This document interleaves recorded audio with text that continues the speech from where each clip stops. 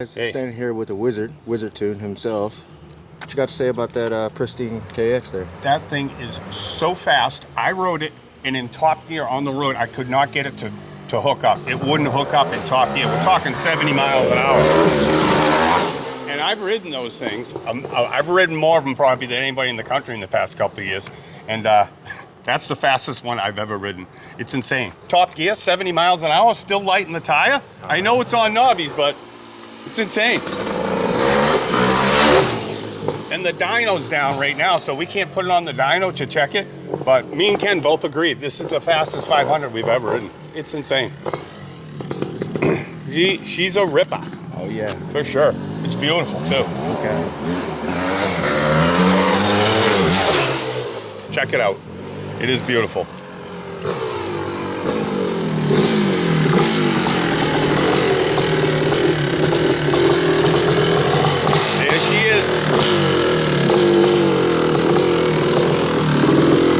Monster.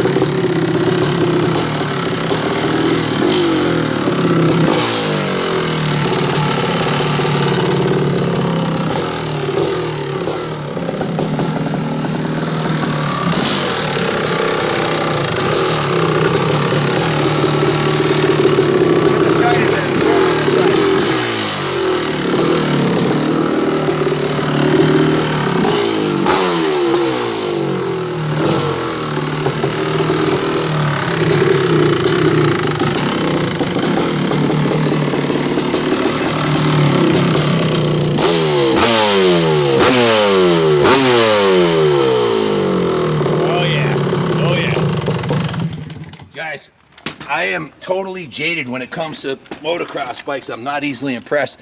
And this is a bike, I called Wizard up because he's been racing these since the 80s. He's built a whole bunch of these.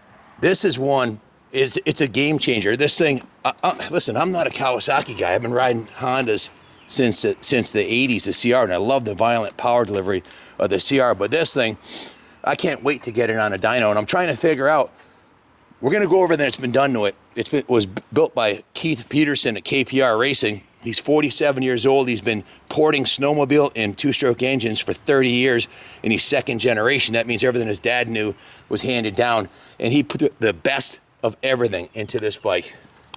Guys, I have the creator of this motorcycle on the phone. We're gonna hear from him in a minute. He's on standby. Wizard, thank you. As Wizard said, this is not only the fastest KX500, but the fastest 500 of any that we've ridden yet. And it is unbelievable. Go on the road, top gear, 50 miles an hour, 65. No, fifth gear, 55, 65 miles an hour, just lights up the rear tire. We aired it all the way down to 12 pounds to see if it would hook up any better. And that's a Geomax MX33, the same tire we run on a lot of the bikes. It just lights it up. And it's not just the horsepower. This thing is extremely light. It's lighter than any 450 on the national track at Pala today. It's 219 pounds on the scale. Guys, we are gonna put it on a scale, a certified scale we have downstairs, so you can see it. We're gonna videotape it. We have a stock, we have multiple KX500s here. We have several stock ones and modified. We're gonna weigh them side by side with no fuel in them and the same fluids in it, so there's no monkey business on it. Anyways, before we get into the motor, I wanna talk a little bit about the frame. Keith took this mint KX500 dent-free frame right down to bare metal, and then put the same gusseting that they did on Jeff Ward's factory machine. And he also changed the foot pegs. If you know anything about KX500s, check out these foot pegs and the mounting on it, and check out the foot pegs on the other side. These are a much more modern foot peg with a, and I'll have Keith talk about the mounting system a little bit, but it's much more heavy duty and gusseting, and it goes all the way through the frame, way better than the stock one. It's like a factory setup. I asked Keith to estimate how many hours he put into the bike. Wizard had 150 hours in the Kenny CR500, and he didn't do any porting and any custom metal work on the CR500 we built for Junior. He said he's got conservatively 200 hours into this bike, and you can see that that's the case. The frame is a work of art, and it's been powder coated this beautiful silver color. It looks like it is like a factory frame. It also has the aluminum frame covers on it. How did it get down to 219 pounds? Well, the entire bike, everything, every nut and bolt on this bike is titanium, except for a couple, which I'll let Keith mention, or I'll ask Keith if I forget anything here about the bike. It's a handmade aluminum tank. The forks are the new Showa twin chamber forks off a late model Kawasaki. The stock triple clamps were bored to accept those. All new bearings, all new titanium. These are all titanium hardware holding the forks on, the triple clamps. The steering head nut is titanium that you can see right here. We put these brand new Renthal bars on here, along with the ODI lock-on grips with the green braided stainless front brake line. This is a new Nissan off a late model bike, Nissan caliper with a twin piston Nissan rotor with a braking Batfly front rotor. So the braking system's all modern. The forks are all modern. They were valved and set up for the 500. It's got a brand new Takasago XL rim, which was powder coated the matte black finish, and the fork lowers are powder coated the matte black. This is a titanium axle. It's a titanium axle bolt. This is by far the only bike that rivals in trickness this 500 that we've had here at the shop was the one that AJ built me, the aluminum frame with the polished billet 539cc block, and this bike is on that level, and it's certainly by far the nicest KX500 we've had through the shop here. This thing's stunning. I also want to tell you a couple things. Let me just start with the only parts that are stock on this bike and original are the radiators, the engine cases, and the hubs. And those have all been somewhat modified or reconditioned. The radiators were repainted and cleaned. The hubs have been powder coated, the magnesium color. The new Takasago XL spline drive spokes. Look at this. He balanced the rim. The tire. Who balances motocross tires? Very few people do. The thing's balanced perfectly, doing 75, 80 miles an hour. It's perfectly straight. You can see the DLC coated fork lowers. The factory coating on the uppers. It's a thoroughly modern suspension package. Even the radiator has a new thermometer on it. The fuel tank is a work of art. It's a handmade tank that we polished here in-house. We sanded it with 320, 600, and then 800 and 1,000 grit, and then buffed it like chrome. This graphic package, look at this. The best people in the business worked on this. Christy Steiger put a lot of time and effort into the graphics on this. This was custom made. It's a one of one for this bike. She hasn't done another one like it ever. And this is KPR. This is Keith Peterson Racing. He's a mastermind who built this bike. And the only reason he sold it is he's working on another project for 500s, which I can't tell you because I'd have to shoot you. But he's got something really amazing going on that we're going to bring to market with him very soon. So stay tuned. The seat is a brand new Guts Racing cover that Christy designed for this bike. She had to spec the color and everything, the blue with the black to match her graphics package, and the graphics are off the hook. We nicknamed the bike the Hulkster, and this is the Steiger Designs number 37B. It's the B version. There's two versions of this. There was an A, and this is the B. The rear fender is off a 250. A late model 250 Kawasaki KX. It's got of course, new number plates, new radiator shrouds, new seat base. The swing arm we polished in-house here. The original swing arm was polished.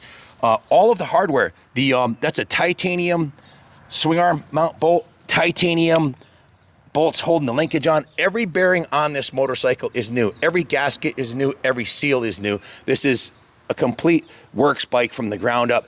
Titanium bolts mounting the sprocket on here. The magnesium, the factory hub was powder coated magnesium. The brand new Takasago XL rim was powder coated matte black. The new XL spline drive wheels, the new bearings, a titanium axle, axle adjuster bolts in the original factory aluminum adjuster was powder coated matte black to match the rims. The braking system is also brand new. It's got a Nissan caliper with a new rotor. The master cylinder was rebuilt. You can see the clevis bolts are magnesium. Even the bolts that hold these custom foot pegs, which are nothing like a stock KX500, are titanium. All of the hardware on the engine is titanium. It has, of course, brand new twin air filter. It's got a perfectly jetted key and carburetor on there. The engine, now I didn't mention the engine. I probably should have started with the engine because that's what Keith is known for. His family builds small bore, two-stroke hill snowmobile racing sleds that have insane horsepower for small, when I say small bore, like 500s, 700s, and I'll let him talk a little bit about that. But he's got he said somewhere between 25 and 30 hours into the porting. The porting on this is absolutely ridiculous when you see what he did to the cylinder. It's absolutely amazing. It was ported, and then he had the cylinder sent out and nickel plated, and new piston. The crank was rebuilt. Everything in the engine is brand new, from the crank to the piston, the rings, the top end bearing, the lower end bearing, the gaskets, the seals, the intake, the exhaust is a Growler Racing handmade. It was $1,000 dealer cost for this handmade cone pipe with the matching silencer, and the pipe just flat out works. If you look at the attention to detail, this aluminum frame protector, he put foam in between that and the frame so it won't damage the paint and it won't vibrate or make any funny noises. The KX500s are notorious for having noisy power valves. Everything's so tight in this thing, and everything's brand new. The water pumps rebuilt and new. The hoses, all the hoses are new. All the lines, the fuel petcocks, everything on the bike, like I said, is brand new except for the couple of components that aren't. There's so much that's been done on this bike. The titanium hardware that you see, this is all titanium, guys. There's thousands of dollars of titanium on this bike, and there's only a couple of bolts that aren't titanium, and those are lightweight aluminum. So I'm obviously excited about this bike. It's supposed to be going up for sale. It's not for sale yet because we want to get this thing on a dyno. And I also have a set of custom-made 6-inch swing arm extensions for this. I'm actually third in the points in the 500 in the New England Hill Climb Association Championship points on my 97 CR500, which I haven't dynoed. It's got a Bundy cylinder on it from JGR, and I have a big CPI cone pipe for it. We think it's around 62, but the dyno's broke, and this feels faster. I wouldn't be surprised if this bike's pushing near 70 horse, and I want to find out. We're going to get it on the dyno. We're going to set the dyno up this coming week, so stay tuned. We'll have it on the scale, we'll have it on the dyno, and not only do I have this, but I got a KTM 550 big board that we just built from the frame up, and I've got my hill climbers, so we're going to do a little shootout, Kawasaki versus Honda. Matter of fact, I also have, guys, Keith Peterson is one of the most humble builders I've ever met. He calls himself Mr. Nobody. He's kind of behind the scenes. Everybody who does work with him speaks super highly of him, and I know a lot of people that have worked with him. And the engine in Junior's CR500, he's used pretty much everybody's engines. He has a Keith Peterson Racing engine in there that put down 62 horse at the rear wheel, is rideable, doesn't vibrate, and it was affordable. We bought the engine for him, the entire engine built already for $5,000, which was a great deal. And the thing runs freaking amazing. That's what's in Junior's 89. That's 62 horse confirmed on the dyno. We just bought I have another 500 I bought from Keith. That's a red. What year is that one, Keith? The one I bought 1990. 1990. I bought a 1990 from him, and that's a full KPR titanium build like this one. But I am beyond excited about this Kawasaki because, frankly, I don't really like. I hate to say this, Kawasaki. I probably shouldn't say this, but I'm a CR guy, right? And I'm falling in love with this Kawasaki. So, it's like, I don't know what to say, man. I just one ride on it. I rode it, and then Wizard rode it, and I was like, is there 40 pounds of air in the rear tire? Well, how come the tire keeps spinning, you know? And it's just hellacious fast, very little vibration. It feels like a new bike, and I haven't put it on the track, but we're going to. I'm going to hill climb this. I'm going to put it on a moto track, and Keith said it actually handles better than his new 450. Guys, I want to introduce you to Keith Peterson from Keith Peterson Racing. Keith, sorry for rambling so much, but I had to get out of my system what I knew about this bike, and I want to turn it over to you. Thank you for building this. Tell us a little bit, what did I miss in the explanation, and thank you for being on the line. Absolutely, no problem, Ken. I think you've covered a lot of it, and as far as like the rotor bolts and whatnot, everything on that's titanium. Even the little steel spacers that protect the swing arm from the axle spacers, those are even titanium bolts. The little machine head screws in there. Kind of went overboard on it, but was in love with the bike and built it as my own. You know, it was my own bike, and again, wish I didn't have to get rid of it, but only got rid of it because of that project that you mentioned we're working on.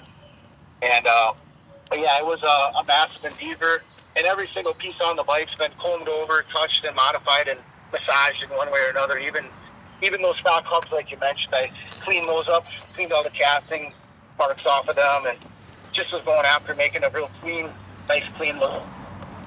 And yeah, kind of like a works bike in essence for the average. Keith, I think there's some works bikes that aren't this nice. I know for a fact a lot of the factory riders were riding bikes not this good. We sponsored John Dowd in 03, the PC Worldwide Kaplan Computers race team bike, and his bike wasn't even close to this. It was basically a stock engine 520 with factory connection suspension. So this is a works weapon that you've built here. It's absolutely freaking unbelievable. Yeah, I didn't even realize, I never weighed any of the stuff other than just putting stuff in my hands or, you know, and just feeling a little bolt compared to the stock bolts. And I was like, wow, that's a big difference. It's such a tiny bolt. And I figured it dropped maybe 4 pounds. And when you told me that how much it had lost, I was kind of blown away. So pretty impressed with it, I guess. It turned out better than I had thought. And yeah, I really like it. It's a sweet bike. Very nice bike. It's absolutely ridiculous, and it's 219 with, what do you think that aluminum frame protector weighs on the bottom of it there? That's the Enduro one, so it's a little heavier than normal. So yeah, there is actually a few things added to the bike that would, you know, if you're trying to make it a real light bike, you could get rid of those things. But to me, I was trying to make it real world, a bike that can be ridden. You know, it's a trailer baby if you want it to be, but I built it to actually moto it. That's what I was going to do. So I put those extra things on there as far as just protect the investment, as far as on the powder and stuff like that. You know, like I kind of felt bad doing all that work and then going out and scuffing up the bottom, just even putting it on a stand or something like that, or rubbing it off on the frame by your legs with the boots. So I went forward and got those things on there. Those frame guards are actually Doc Wob components as well as the exhaust hanger. So there's some parts from him as well over out of the Great Britain over there, wherever he's from, I forget. But yeah, it's got a lot of nice stuff on there. So there's some extra weight added as far as those things, but it still turned out super light, so that's pretty impressive. But like you said, I'm not sure what the AMA rules were back in the day for the 500 class, but it might actually be illegal as far as its weight. It might be. You said that the frame guards right above the foot pegs, those are from Doc Wob? Yes. Yep. The left one, did you modify the left one to match your new foot peg configuration? Oh, no, I forgot about that. There's so much I did to it. Yeah, that actually I modified to work with that 3-point foot peg bracket that I made. Those things are kind of known to sag in the stock trim. You kind of really hammer them or over jump stuff or, you know, hit some stuff pretty hard bottom. And so I didn't want that to happen, of course. And then the foot pegs in stock, the pivot's real short. They kind of get wobbly and floppy pretty easily. So this custom setup here, it's got a wider spacing, so there's more bushing and, you know, the foot peg pivot. And of course the bracketry is made to not burn, get saggy and droopy. So there's a lot of detail put into that. Even on the other side, it wasn't just a peg through the frame, so it's touching both walls of the frame, so it can't sag or rip away from the frame in any way. I don't know if some guys that have Cowies, they might have seen that happen on some of the KXs over the years where they actually rip the frame. That'll never happen on this one. So there's a lot of detail put in there. Frame's got some gusseting done to it in certain spots, kind of in the back by the linkage area, and then a little bit up front, kind of what Jeff Ward's bike had done to it. And so again, weight added, but to me that's good weight. You know, I'd rather have a bike durable and sturdy than super light and then have issues potentially. So again, like I said, I built it to be thrashed on. So, and I ride still pretty aggressively as a younger guy, and I'm an older guy yet, but I still kind of get real with the young guys. So I wanted the bike to be able to take it, or if somebody else got it, it's fast. You know, it's like I said, trying to build a factory bike. Keith, way above my abilities. How many hours just in the frame mods, and particularly the foot peg mods, to custom fabricate the brackets and modify the Doc Wob frame protector and build the pegs and order the titanium nuts and bolts to mount it? How much time just in the foot pegs, if you were to guess? The foot peg stuff, I probably got a few days in that. It's, you know, just again being tedious, trying to make those things exactly the same. I did one side. I built the removable side first, And then I kept the stock one on there for as far as to be able to put it back on exactly the same. And then after I modified the one side, then I went to the other side and cut it off so I could then match it back to the modified side. Try to get everything back exactly how it was and where it should be. So that it's tedious and took time there. You know, maybe a true fabricator guy that does nothing but that, you know, who knows, maybe they could have did it a little faster, but I mean, I'm not too bad at that stuff. But yeah, it takes time no matter who you are. Check it out, Keith. As far as sourcing all them parts, a lot of work to source them parts. That's you can get some kits, but then there's some stuff that's just they don't offer in kits, or because of the modifications, the kit stuff wouldn't work. So I had to source my own bolts on a lot of that stuff. Which means you had to do that. You had to measure the pitch length and the size of the bolt and match it up of some obscure chart somewhere from a manufacturer, right? I mean, it's the average people don't do that. They don't know how to do it. No. You got to be in love with the bike to want to do this stuff. If I wanted to build one, if someone came up to me and asked me to build one right after I got done with it, I absolutely wouldn't want to do it. It was a massive amount of work, and be great from something like that, you know. Tell our viewers, guys, what you told me about how this compares to your brand new KX450, because you have a brand new KX450 also, right? Better. It's flip-flopping left to right. It feels way lighter. And then as far as in the corners, it can such a tighter. It's the lines better, follows the ruts better. Oh no, he's breaking up. And can you hear me? No, we lost you for a second, man. Okay, I'm sorry. I'll start over. We're riding someplace. I'm not driving, so don't worry. Anyways, it goes in the corners much better. It flips into the corners easier. You can roll it left and right much easier than a 450, my modern 450. Well, from what I'd heard about them, I'd never had a big 500 before, and everyone that rode it, we were like, couldn't believe how good it handled. Other than that, it was extremely fast. And that was a little intimidating for some of us at first, but it was it's amazing on its handling. That the 450s have nothing on it. None of the modern bikes will touch it in the handling part. And of course, the horsepower wise, I believe it's got those covered in spades.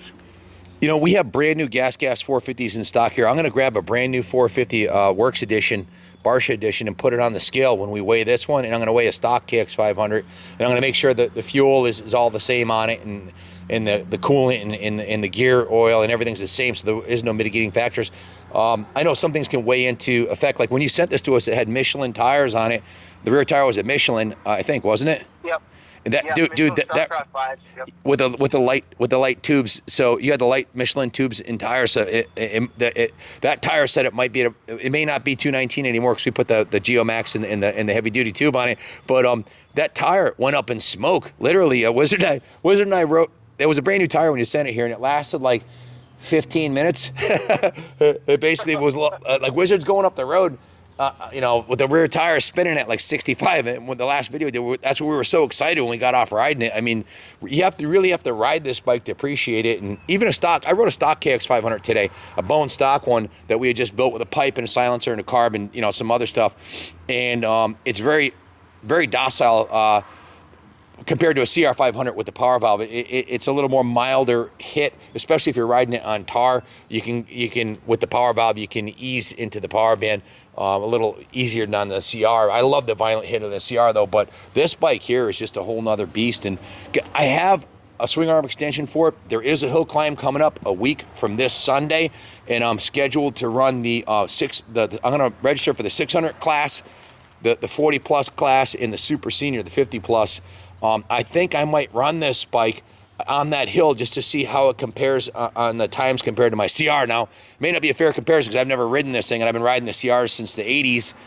But I'm just so impressed with the performance of this thing, and I can't wait to put it on the scale compared to my CR, see what the difference is.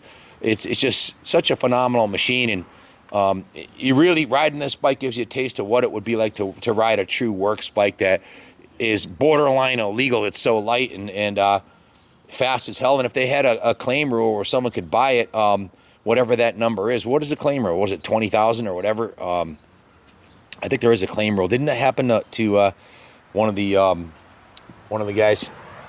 Didn't that happen to Deegan recently? Like somebody tried to claim his bike because it was a works bike, and Yeah, Loretta's. I can't remember the number. I don't know exactly what it was. I think it's like it was 20. reasonable, though. It's like 20 or 25,000 or something like that. But if somebody bought this bike and claimed it, it couldn't be replaced for anything close to.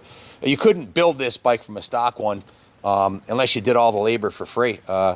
It's just ridiculous, and I'm excited to have it here. It exceeds. Rarely do I have someone build a bike that exceeds my expectations, and we had to put our touch on it. The graphics that Keith had on it weren't up to the Steiger Designs level. I mean, Christie's doing next level stuff, and he had it set up more like a stock, like a factory bike, so it didn't have a lot of the tank wasn't polished. The swing arm wasn't polished and didn't have the graphics and the Renthal bars and these tires. Other than that, this is exactly where we got it from Keith. We just put our spin on it, but this is all Keith Peterson Racing development that built this thing, and we are honored to have it, and we're gonna enjoy playing with it. And it might come up for sale. Hey, if anybody's watching that wants to buy this, you better call Junior and put your hat in the ring there, because if this does go up for sale, which it might at some point soon here, we'll see. It is one hell of a machine. Yeah, I could have gone with all the bling stuff. I was trying to do like a Wardy kind of tribute bike in a way, not exactly exactly looking like his, but so I went with the brush look on the swing arm and tank. But what you guys did is unbelievable, how that thing pops. You almost need sunglasses to look at the thing. And then back to like the work put into it too, like the porting, that's a week-long endeavor there, because it's not just grab a grinder and go in there. I sent the cylinder out, had to get it the nickel plating stripped, and then from there I do some porting. I do some welding inside to change ports and change how they look, the angles and shapes. And I mean, Ken, you got the pictures of what I've done, and you can see there's a major changes in what the port layout looks like compared to what it is. So that alone is a pretty costly mod, like in the snowmobile world, when we modify some of the stuff, especially the vintage stuff, those engines have a little bit of the old school DNA, so there's a lot of welding and changing, custom sleeves sometimes, and I'll make aluminum sleeves and nickel plate them, but I'll move the ports around, and I did all that kind of stuff to this thing here. Not that it needed it, but it needed it. When I looked inside, I was like, wow, you can do all this stuff, and I didn't really expect to build a big beast like that as far as power goes. It just kind of happened. So, it's a lot of work in there. And like I said, you don't just pull out your grinder and scratch away at it in a couple hours and you got it. It was pretty deep. I'll see you Monday. So, like you said, you think you had, was it like 25 to 30 hours into the porting? Is that what you said? Yeah, I would say, yep. So yeah. You think about it, most of the speed shops that charge $750 for a porting job, you're getting, if you're lucky, 7 hours of porting. There's no way they're going to put 25, 30 hours in it. You're paying shop labor and not to say that the greats of the porting world that out there, all the big names. I know you nicknamed yourself Mr. Nobody because you're kind of behind the scenes, but the big shops aren't going to put 25, 30 hours worth of work into a cylinder unless it's for their factory racer. They just can't afford to. The shop rates are $100 an hour. There's not many people that can afford to pay $2,500, $3,000 for porting. But now that you've done this one, I know you're working on some other projects right now. The CR500 you just did for me, that one will be coming up soon. I can't wait to ride that one. In your opinion, the CR that you built, you rode both of them. Is it as fast as this KX? I don't think it will be, just because of the port layout. You're limited without going really deep. Like I said, I could have custom sleeves made and do a massive amount of work and welding on the Honda Joe to really change the port layout on it, and then I could get it there. But with the stock, confines of the stock cylinder, I'm limited. It will be strong, no doubt about it. But I think this KX is going to have it covered.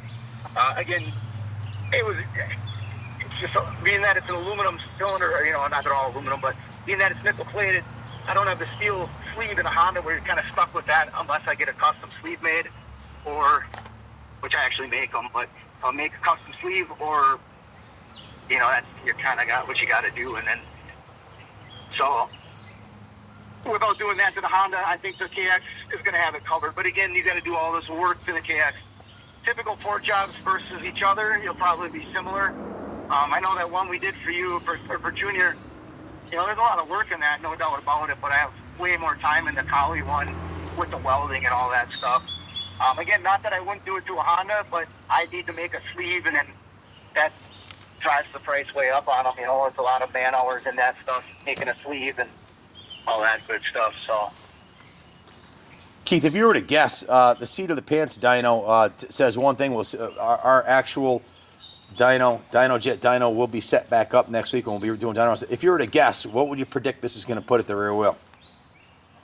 boy, I'd be happy if it was in the mid-60s at the rear wheel. I mean, it could be more. I'd rather underestimate something for somebody always and then let it be better than try to, like a lot of places, a lot of guys sometimes think of these numbers out that are not realistic numbers.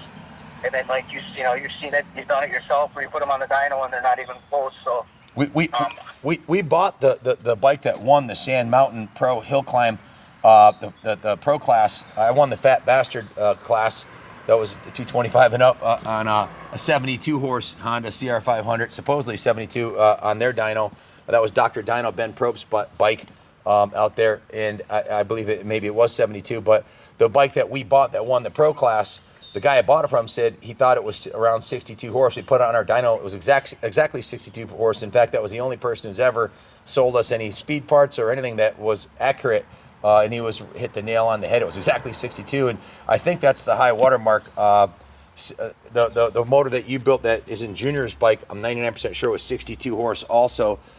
Without going to a unrideable hill climb only configuration with a massive pipe or shifter cart configuration, 62 is the high water mark right now. But I think this motor's got more. My seat of the pants dyno says it's more, and we're going to find out next week, guys, so stay tuned. This will be on the dyno. Doesn't lie, it's just like a scale. And our dyno tech, Jeff, was at the first dyno class that Dyno Jet had many decades ago, and he's owned a dyno for 17 years, and he's done more dyno runs than anybody I know. So and we're running all these bikes on the same dyno, and they're going on the same scale. So if our dyno is a little off from yours, or yours is a little optimistic, or ours is a little pessimistic, doesn't matter. We're measuring real world rear wheel horsepower, and we're measuring real scale. So if your bike's fat, well, it's going to come up heavy. If your bike's slow, it's going to have slow horsepower. I know a lot of the new 450s, like the Works Edition Honda CRF 450 to 22, only had 52 and change on our dyno. I was surprised. And the regular 450 Honda, my personal 450, the one we raffled off, had 50 rear wheel horsepower. So stock, these 500s are putting down around 52. Is that about right on your experience with dynos on a KX500? Around 52, 53 stock one, right? yeah, that's about what they are. A lot of, I don't know where some of like motocross action and then when they come up with these 60-some horsepower numbers on these 450s, but some of that's are different people that say these numbers on those. But I don't know if they're converting the crank numbers or they're some kind of funny dyno numbers, but my experience is dynos are pretty accurate no matter where you are. They should, it's kind of like a scale. If you weigh yourself on a scale, it should be, if you're 220 pounds and you go somewhere else and weigh yourself, you should be 220 pounds. Dynos are calibrated, so I feel like that should be what it is. If somebody else gets a number, you should get the same number. If you don't get the same number, maybe their dyno's out of calibration or yours is out of calibration, which I know yours isn't, Ken, but they should be real close. So, yeah, I think these things got them 450s covered pretty good. Any 500, actually, even in stock trim. Like you say, too, the torque, they have so much more torque.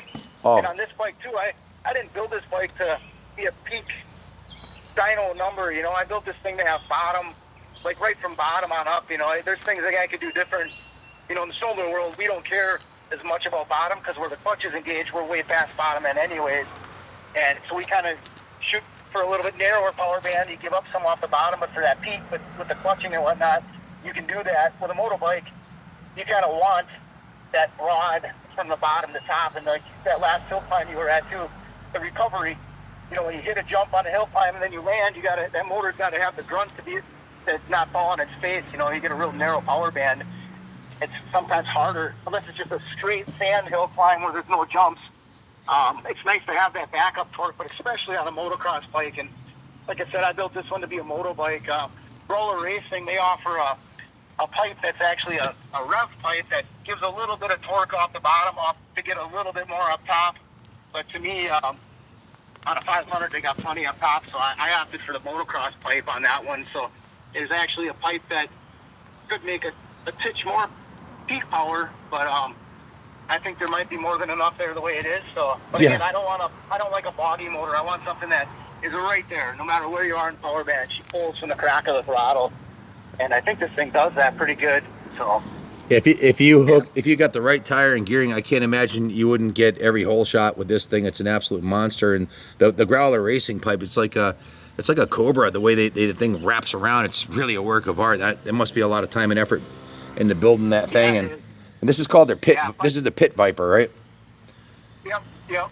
Yeah, those are that's a work of art on there. That's 2-stroke pipes are artwork. When those guys do those cone pipes like that, it's beautiful. And that pipe is beautiful. They did a nice job.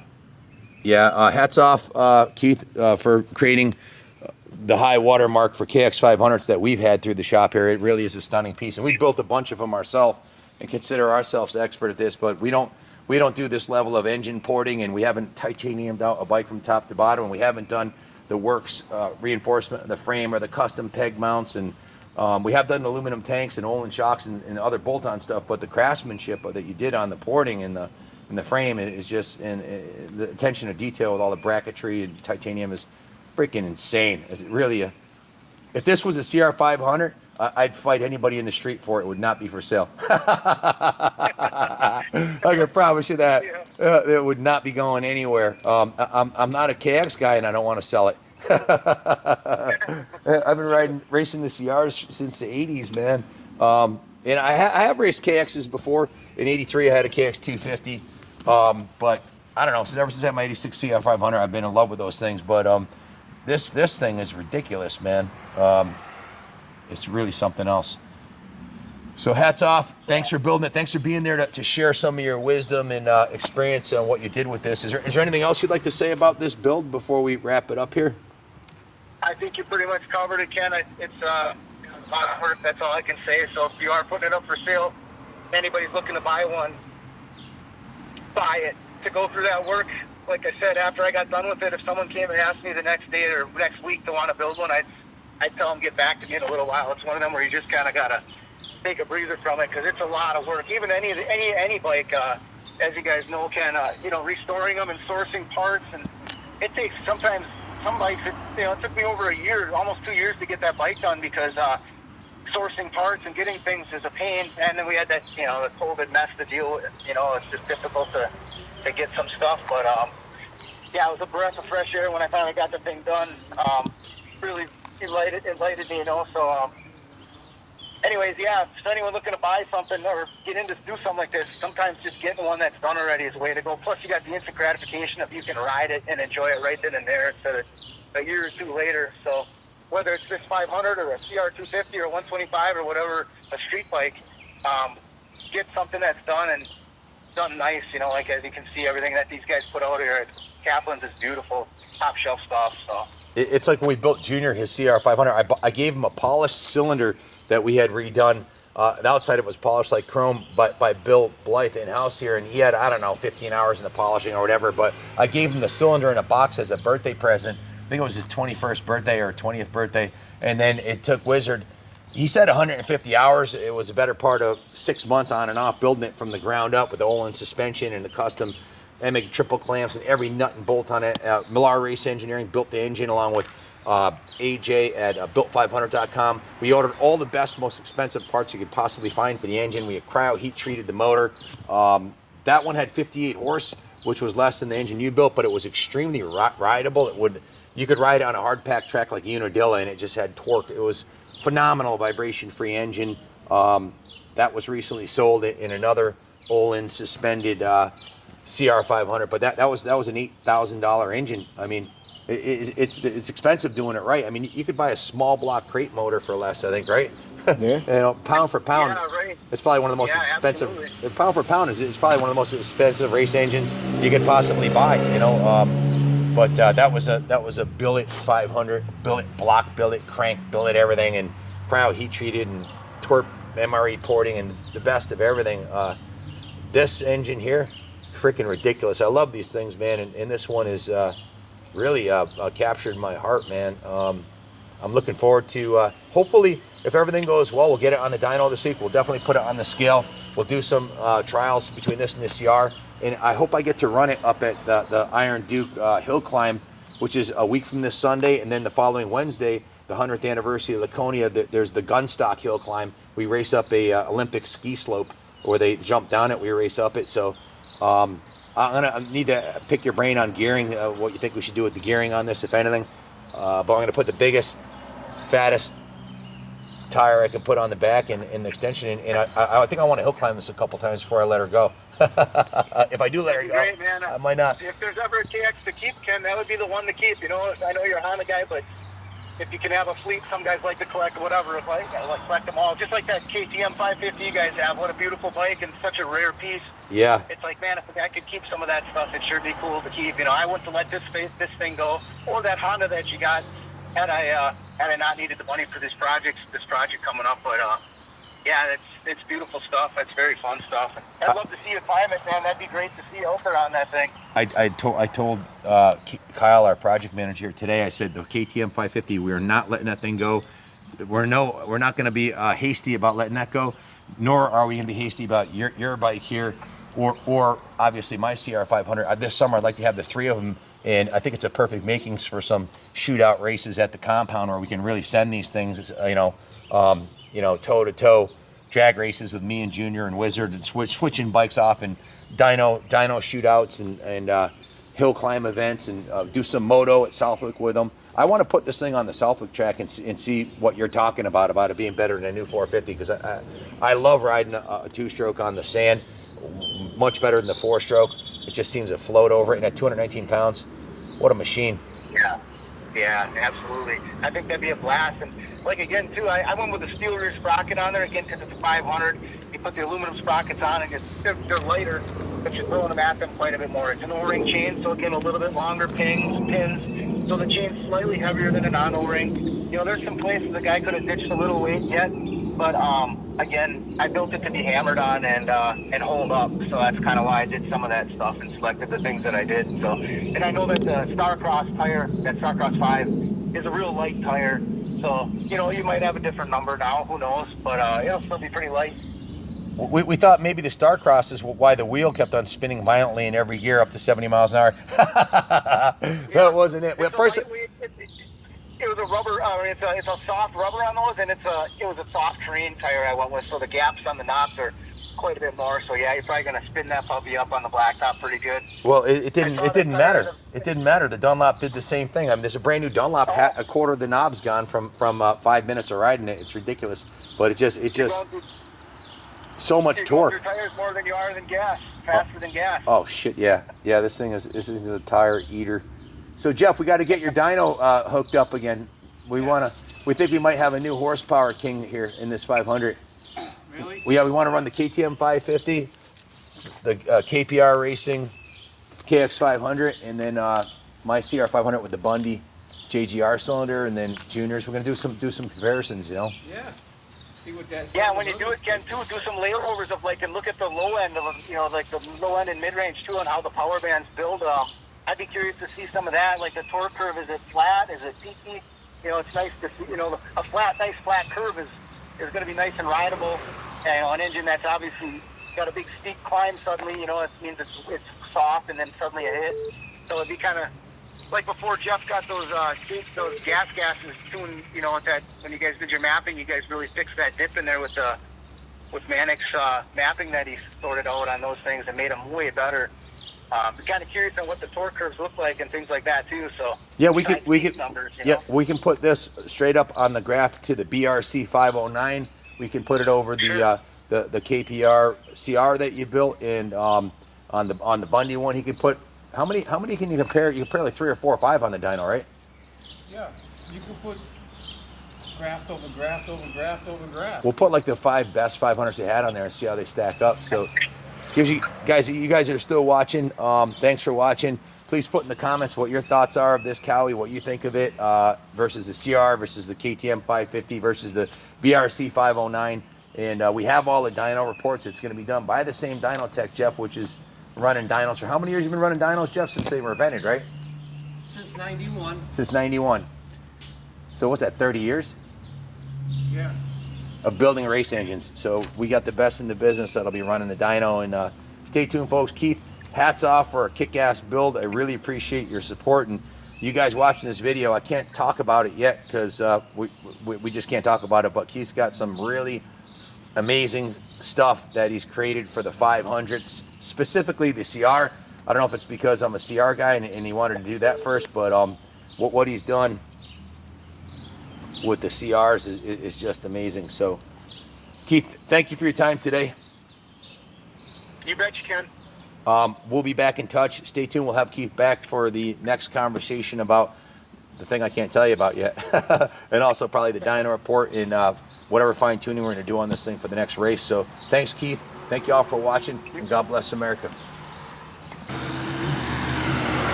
Certified yard rototiller. Look at that, guys.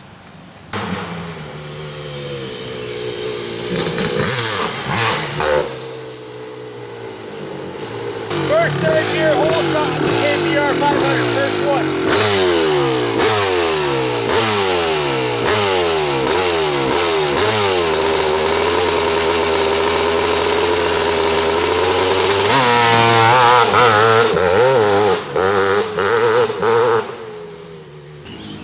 I'm talking leaving ruts, guys. That.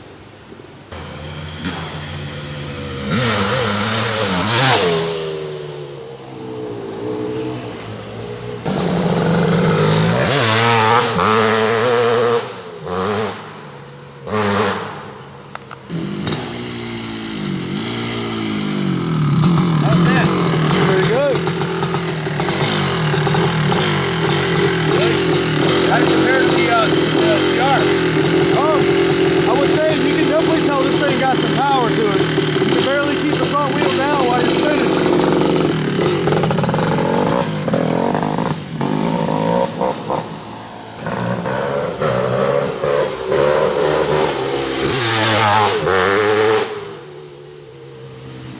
Y'all know the deal on that one. Sounds good, guys.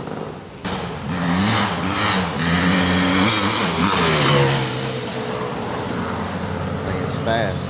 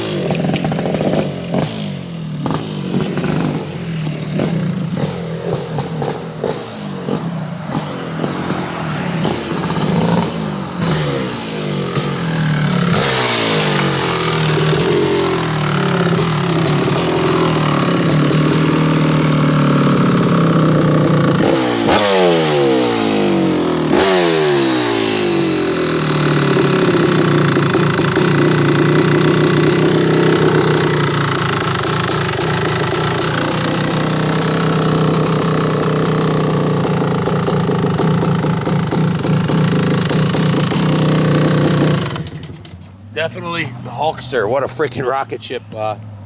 Maybe it should be nicknamed Mr. Beast. I don't know. This thing's Beast of the East. What a freaking monster machine. Wow, power everywhere. Once it starts, gets up in the meat of the power band, it's just hang on, lean forward and try to hook up. But I mean,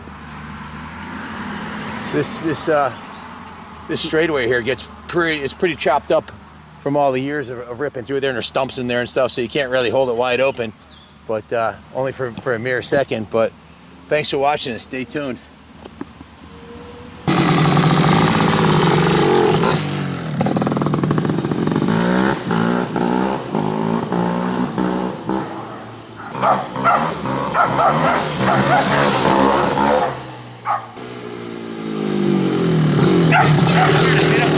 Hit up the interwebs. We need to hit up the interwebs for a tire sponsor, man. We're gonna be going through a lot of tires. If you want your tires to get 6 million views a month on our channel, send them our way. Oh man, seriously, we need to hit up Dunlop or Hoosier. We're paying for all our tires, and they're gonna go by pretty quick on this monster. Thing's unbelievable. You stuck with us this far. Thank you for your support and your interest. Stay tuned. We are going to be racing this thing against the CR, running it on the dyno, putting it on the scale, and finding out what she's really got, because the seat of the pants dyno says she's a monster, and she sure does look the part. Everybody who's seen it has been like, this thing's the next level. It's off the hook. Thanks for watching. God bless.